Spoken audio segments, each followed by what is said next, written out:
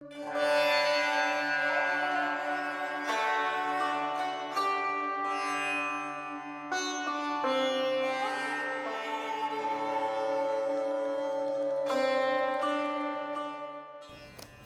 morning, everyone.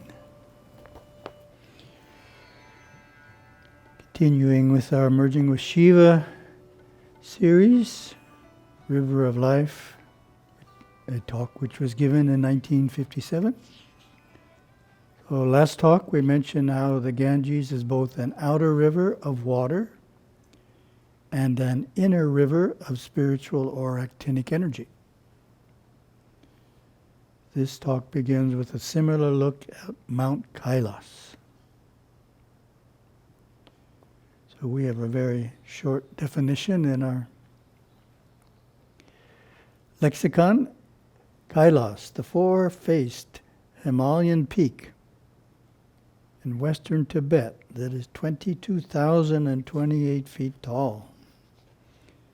The earthly abode of Lord Shiva. The Encyclopedia of Hinduism gives a longer description. Mount Kailash, snow-clad, Shiva Linga-shaped mountain in the extreme north range of the Himalayas. Kailasha is also the name of God Shiva's divine abode, as Vaikuntha is of God Vishnu. As such, Kailasha is taken not only as Shiva's abode on earth, but as the image of Shiva himself, a Shiva Linga shape bearing the stamp of nature. So it is seen as Pratyaksha, manifest Shiva, and has been adored from time immemorial. The Sanskrit word Kailasha means a crystal, hence the derivative meaning is crystal clear. Lustrous. Ka means in the water, and la means to shine, to play, or to dance. The splendid reflection of Kailash in the very clean water of Manasarovar Lake is also called Kailash. It is on Kailash that Shiva and Parvati have their divine play and dance. So that's the external description. Then we get Gurudeva's inner description. Every monist in deep or superficial conversation will occasionally admit that the Ganga is a sacred river and Mount Kailash is a sacred mountain. In admitting that, he is also somewhat of a theist at the time. Hindus believe that the Ganga and Kailasa are the ultimate temples. Most monists want to have their ashes put in the Ganga when they die. Every agamic priest will tell us that Mount Kailasha is at the top of the head and at the top of the world. He will explain this is where God is, in and above the Saraswara chakra. This knowledge is right within the puja liturgy he chants. Then we get lesson 26. Be like the river water.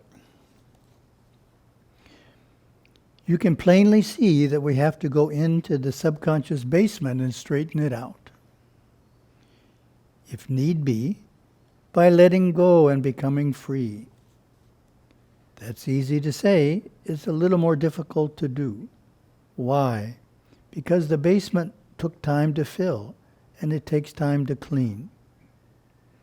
If we were to straighten out the subconscious basement too fast, that would not be good. It would be going against a natural law.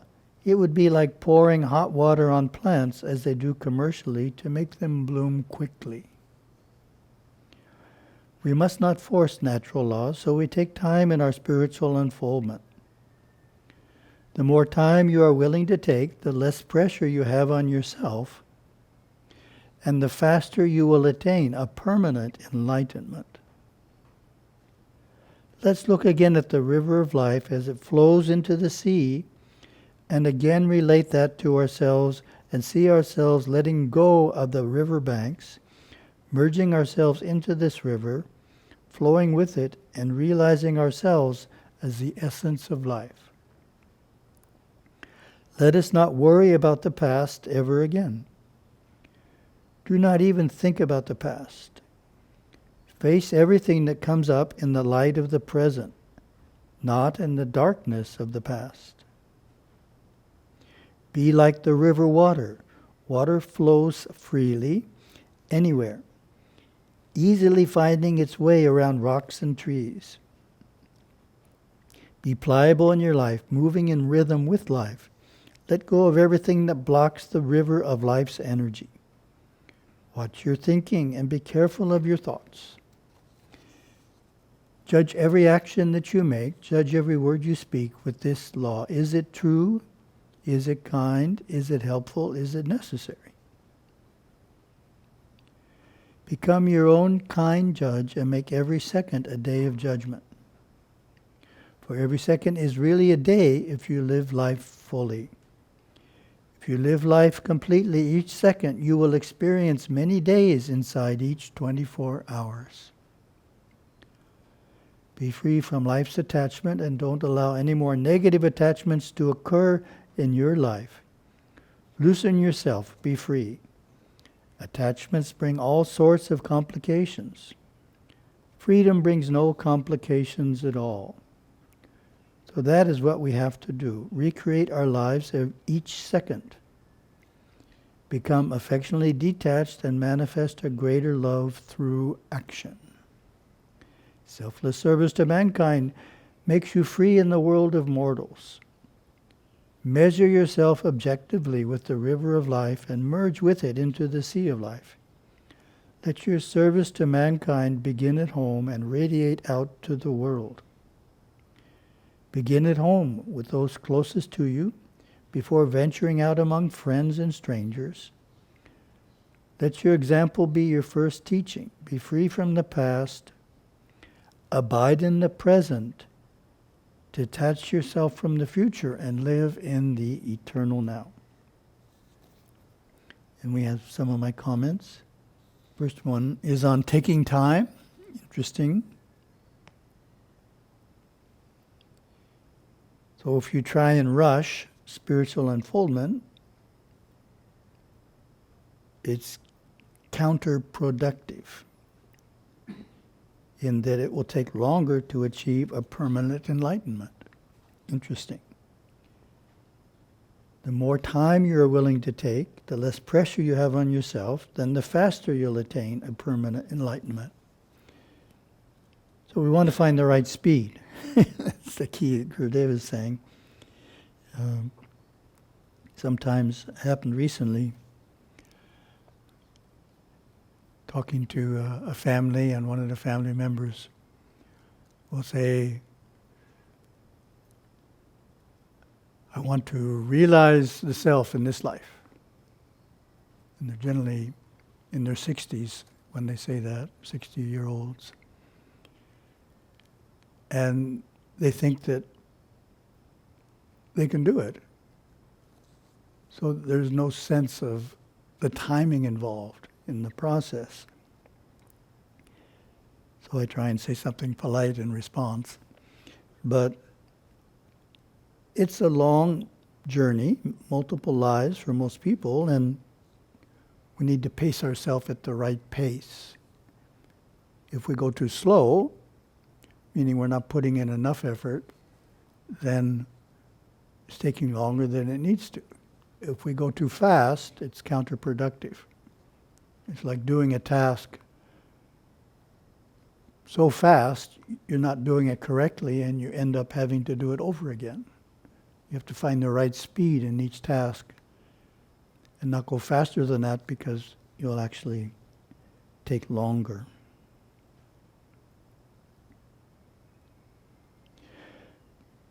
Next idea, do not even think about the past. Face everything that comes up in the light of the present, not in the darkness of the past. Oh, this is an interesting point. Sometimes individuals are reflecting a lot on past mistakes, so much so that they're not fully in the present. So that's not good. The story I use is the idea that when you were young, you weren't that attuned to your duties to your parents, and so you neglected some of them when they were older. And now that you're mature, you regret that. And you regret it so much, you think about it a lot. And you're distracted from what's actually going on in the present. But as Gurudeva says, face everything that comes up in the light of the present. Your karma will bring to you opportunities to help older people. But if you're so caught up in thinking about your past mistakes, you won't see those opportunities and you won't take them.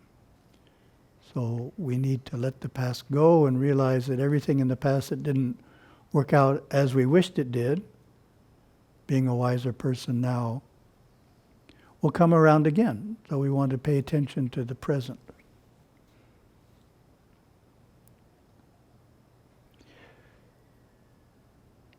So this is a good one. Judge every action, every word. Is it true? Is it kind? Is it helpful? Is it necessary? It's a really useful way of measuring what you're about to do or what you're about to say. And it's a talk in itself. True, kind, helpful, and necessary.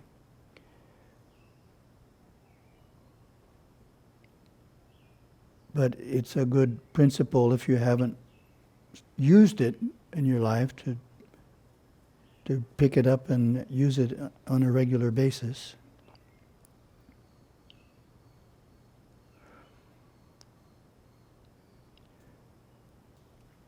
Gurudeva says, be free from the past, abide in the present, detach yourself from the future, and live in the eternal now. So the eternal now, Gurudeva defines it as roughly staying within 4 days past and future. That we don't go past that. Sometimes he says 4.5 days, getting more precise. But there's no reason to think beyond 4 days in the past and 4 days in the future unnecessarily. That's the point. Sometimes there's a reason, but generally there's not, particularly for the past. It's just we're rehashing things from the past unnecessarily and distracting ourselves from the present. So taking up the discipline of holding the mind in the present moment, unless there's a real need to go beyond it, is the idea there. So that is lesson 26. Thank you.